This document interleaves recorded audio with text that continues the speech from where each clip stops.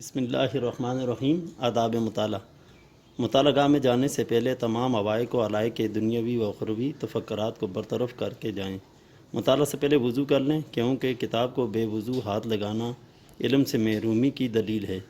حضرت شمس الائمہ حلوانی فرماتے ہیں، ترجمہ: مجھے علم صرف علم کی تعظیم سے نصیب ہوا، کیونکہ میں نے سادے کاغذ کو بھی وضو کے بغیر نہیں چھوا۔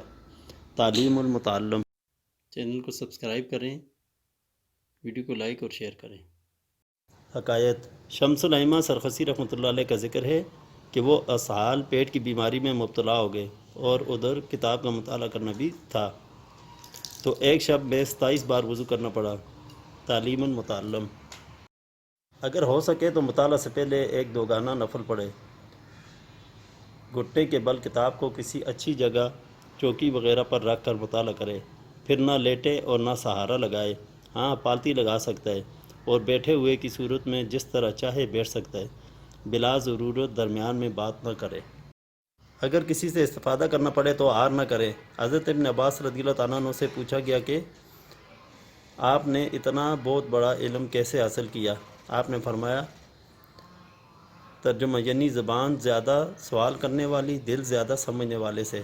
تعلیم المتعلم: حضرت امام ابو یوسف رحمۃ اللہ تعالیٰ علیہ فرماتے ہیں، ترجمہ: میں نے استفادہ کے لیے سوال کرنے سے ہار نہیں کی اور کسی کو فائدہ دینے سے بخل نہیں کیا۔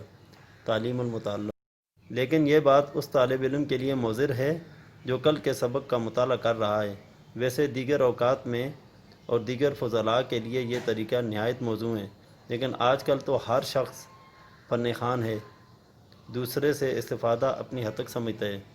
جتنا سمجھ آ جائے الحمدللہ، جو سمجھ نہ آئے تو 2 گانا پڑھ کر مصنف کی روح کو بخشے اور اپنے استاد کا تصور لے کر سو جائے۔ اٹھتے ہی بار بار ان سمجھے اور سمجھے ہوئے کو دھیان میں رکھے۔ استاد صاحب کے سامنے جانے سے پہلے استاد صاحب کے آداب شان بجا لائے۔ استاد صاحب کے آداب بجا لانے سے بھی کئی عقدے لا ینحل حل ہو جاتے ہیں۔